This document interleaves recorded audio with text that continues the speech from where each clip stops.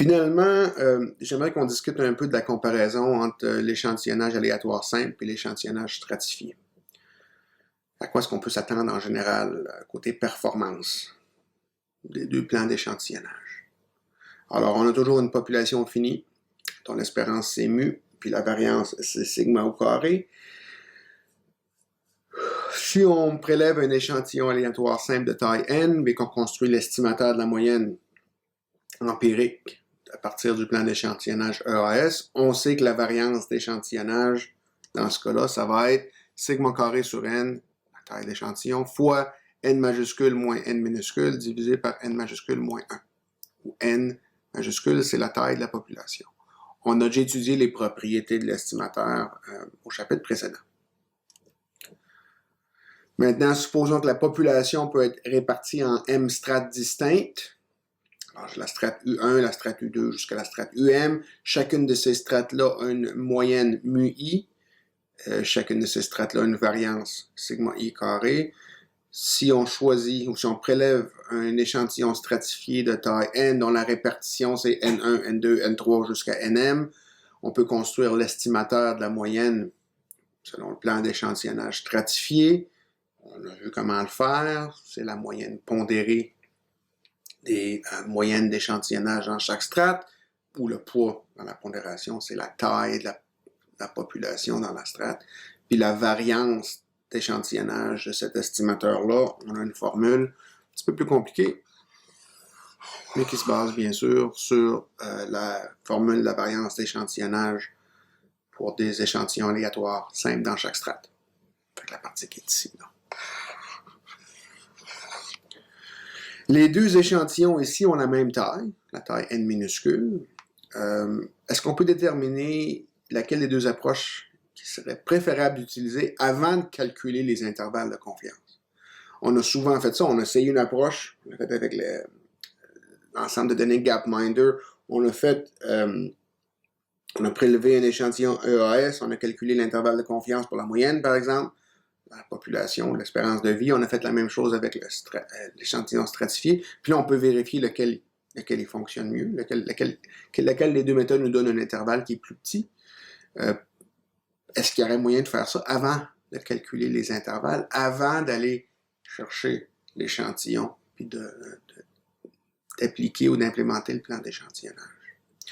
On préfère un plan d'échantillonnage où la variance d'échantillonnage de l'estimateur est minimale. Ça veut dire que l'intervalle de confiance va être plus restreint, va être plus petit, ou plus serré, si vous préférez cette nomenclature-là.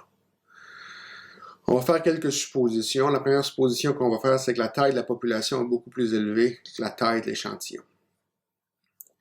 Si la taille de la population est trop petite ou si la taille de l'échantillon est trop élevée, les calculs qu'on va faire ici ne seront pas nécessairement valides. En même temps, on suppose que c'est le cas pas juste dans la population en général, mais dans chaque strate. Dans ce cas-là, la différence entre n majuscule et n minuscule, entre la taille de la population et la taille de l'échantillon, c'est à peu près la même que la différence entre la taille de la population et 1. Puis de même dans chacune des strates.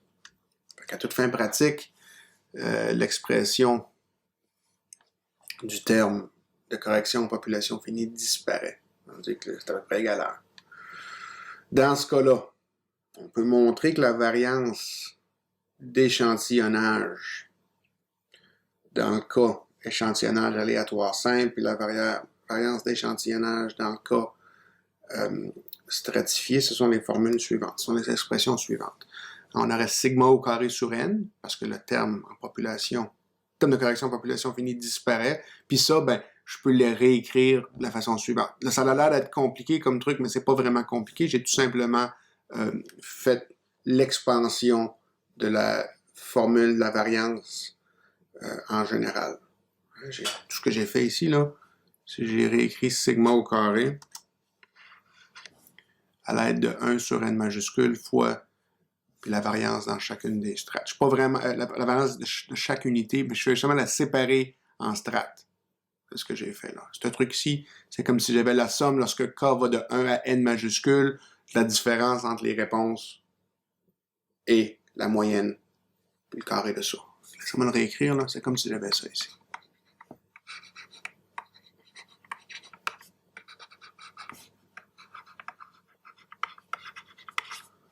C'est juste que je prends la peine de séparer les unités dans chacune de leurs strates. Mais c'est la même expression. Puis pour la variance de l'échantillon, la variance de la moyenne donnée par l'échantillon stratifié, ben, je me débarrasse des termes de correction population finie à cause de cette hypothèse-là, puis j'ai tout simplement la formule qui est ici. Si j'utilise la répartition proportionnelle, c'est-à-dire qu'on utilise dans chaque strate une taille d'échantillon qui va ressembler plus ou moins à la taille de l'échantillon fois la population de la strate divisée par la population normale, je peux réécrire ça ici. Quand le temps vient de faire un calcul, le petit NI qui est ici, je le remplace par ça, je l'introduis dans ma formule, puis je fais mes simplifications, je me retrouve avec l'expression qui est ici. Un des N qui s'annule avec celui-ci, un des NI qui s'annule avec celui-ci, fait qu'il va me rester un N minuscule, un N majuscule, puis ici j'ai NI, sigma I au carré. Pour chacune des strates. Ça, c'est dans la répartition proportionnelle. AP, ça dénote qu'on est en train de voir ce qui se passe dans la répartition proportionnelle. Si j'ai la répartition de Neyman, j'ai une formule différente pour l'allocation NI minuscule. C'est N fois, puis là, ben, c'est pas NI sur N, c'est NI fois sigma I divisé par la somme des NK sigma K.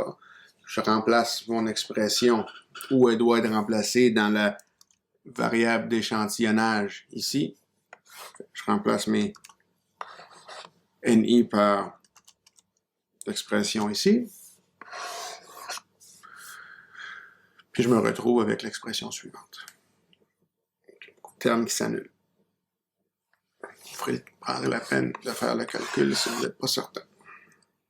Alors là, qu'est-ce qu'on peut dire? Ben, je vais réécrire la variance d'échantillonnage maintenant de la moyenne obtenue par le plan d'échantillonnage aléatoire simple.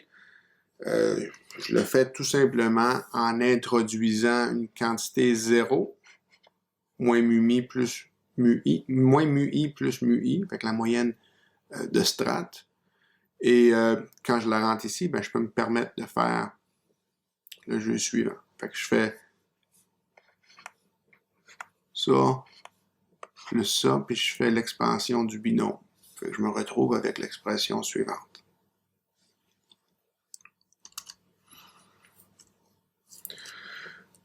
Je vous passe les détails, ceux que ça intéressera, là, vous irez faire les sommes requises. Mais ce qu'on sait, c'est qu'au bout du compte, ça devient 1 sur la taille de l'échantillon fois la taille de la population. Et là, j'ai deux termes qui restent. Les autres termes vont disparaître. Ce terme-là va disparaître et devient 0. Fait qu'il me reste la somme des NI sigma I au carré qui provient de ce morceau-là. Vous ferez le calcul. Cette somme-là, ça devient 0. Fait que le terme dans son entièreté ici disparaît. Puis il me reste la somme qui est ici. Fait que des sommes qui devient NI. Puis j'ai mu I moins mu au carré. Fait que ce morceau-là, c'est le morceau qui est ici. Et ça, ben, selon ce que j'ai pu voir, le premier morceau qui est ici, c'est exactement la variance de la moyenne donnée par l'échantillon stratifié avec une répartition proportionnelle. Puis le terme qui reste, ce serait 1 sur n divisé par n majuscule fois l'expression qui est ici. Je la réécris ici. Ce que je sais, puisque ce terme-là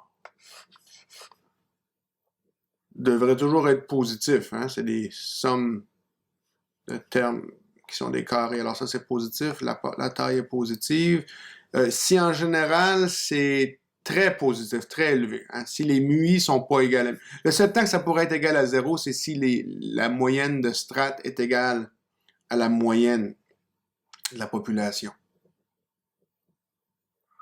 Fait que quand la variance des moyennes des strates est élevée, c'est ça que je suis en train de calculer ici, la variance des moyennes des strates, si les strates sont hétérogènes par rapport à la réponse, sont très différentes, ben là, ce terme-ci va être élevé et je m'attendrai maintenant à ce que la variance du plan d'échantillonnage aléatoire simple, ce qui était ce que je calculais, je vous rappelle, ici, là,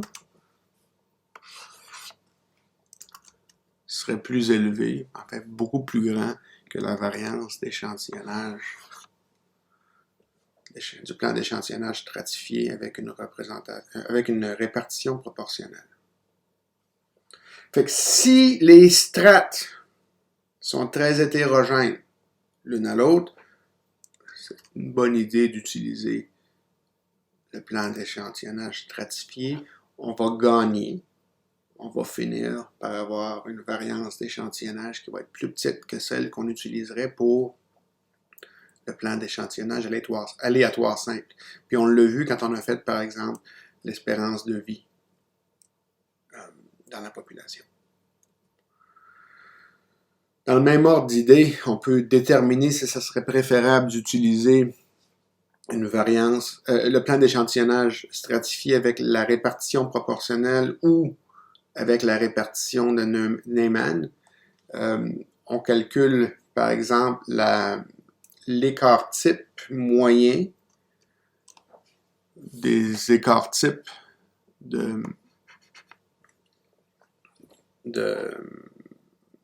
des strates dans la population. C'est un écart type pondéré. Là. On fait la moyenne en se basant sur la taille de chaque population. Et puis ce qu'on va faire tout simplement, c'est calculer la différence entre la variance d'échantillonnage de l'allocation proportionnelle puis celle qui vient avec l'allocation de Neyman. J'ai dit allocation. Allocation, c'est un synonyme pour répartition dans ce contexte-là. Fait que j'ai une formule. Donc on a encore une fois les mêmes hypothèses, les mêmes suppositions par rapport aux tailles de l'échantillon et aux tailles de la population dans chaque strate. La formule me donne la chose suivante. Voici, d'une part, la variance d'échantillonnage de la moyenne dans un plan d'échantillonnage stratifié avec répartition proportionnelle. L'autre part, avec Neyman, je simplifie ou je modifie mes expressions. Alors, je vais rentrer ce truc-ci à l'intérieur de la somme. Alors, je pourrais multiplier par les termes, un terme n majuscule là, pour mettre les choses sur le même dénominateur. Et là, je vais faire l'expansion de mes termes, puis je me retrouve avec l'expression suivante. Encore une fois, vous prendrez la peine de vérifier que c'est bien le cas ici. Là. Je suis pas en train d'inventer quelque chose. Ça devrait ressembler un peu pour vous à une expression variance. Là. Fait que le calcul qu'on fait ici, c'est un calcul ou une simplification qu'on faisait lorsqu'on calculait la variance. Je me retrouve avec l'expression suivante.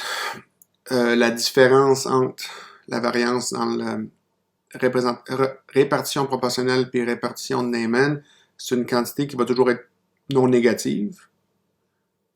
Le seul temps où ça va être zéro, c'est lorsque l'écart type dans chaque strate est égal à la moyenne. Alors, s'il se trouve que la variance des écarts types de strate est élevée, s'il y a une grosse différence entre le comportement de la réponse dans chaque strate, ça serait préférable d'utiliser la répartition de Neyman parce que vous allez avoir ici que la répartition de Neyman, si je l'envoyais de l'autre côté, ça serait égal à la répartition, la variance pour la répartition proportionnelle plus une quantité qui pourrait être assez élevée. Combinez toutes ces informations-là, vous en concluriez que ce serait préférable d'utiliser un échantillon stratifié avec une répartition de Neyman. certainement préférable à celle d'un échantillon aléatoire simple si les moyennes et les écarts types de strates varient beaucoup d'une strate à l'autre. Alors, s'il y a un comportement complètement différent d'une strate à l'autre, vous devriez utiliser l'échantillonnage stratifié avec la répartition de Neyman. Si tout ce qui change, c'est les moyennes d'une strate à l'autre, mais que le comportement de la variable réponse dans les strates est à peu près le même en termes de la dispersion. Dans ce cas-là, on devrait utiliser un échantillonnage stratifié avec répartition proportionnelle. Puis évidemment, il y a aussi des questions de budget, de coût de collecte des réponses dans chaque strate, mais ça, c'est pas de ça dont on parle ici. Vous pourriez tout de même décider d'utiliser un plan d'échantillonnage aléatoire simple ou un plan d'échantillonnage stratifié avec répartition proportionnelle, même si, d'un point de vue analytique théorique, il serait préférable d'utiliser un STR avec répartition de Neyman. En pratique, il faut aussi tenir compte des autres considérations. Okay. C'est à peu près aussi compliqué que ça peut être ce qu'on vient de faire là, en termes de... lorsqu'on travaille avec des estimateurs ou des plans d'échantillonnage qui nous donnent des estimateurs qui ne sont pas biaisés. Là, vous allez me dire, mais pourquoi est-ce qu'on s'intéresserait à des plans d'échantillonnage où les estimateurs que l'on obtient sont biaisés? On n'ira pas centrer nos intervalles de confiance à la bonne place. Il y a quand même des plans d'échantillonnage, des façons de s'y prendre qui, même si on n'est pas capable d'obtenir un estimateur sans biais, on est capable de contrôler ou de donner une approximation du biais.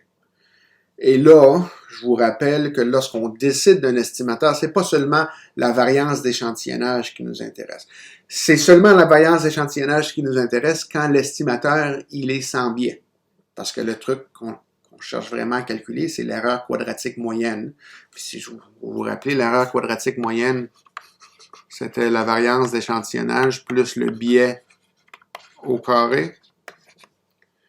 Puis quand le biais est nul, c'est seulement la variance d'échantillonnage qui détermine, mais ce qui nous intéresse vraiment, c'est la combinaison de ces deux choses-là. Il est possible d'avoir un estimateur pour lequel il y a un biais, mais qui nous donne une variance d'échantillonnage plus petite, de sorte à ce que la combinaison ici pourrait être plus petite et plus alléchante quand on vient de faire un choix d'estimateur. Fait qu'on va présenter différentes manières d'obtenir des estimateurs de la moyenne, du total et d'une proportion, où on va se permettre des estimateurs qui sont potentiellement biaisés.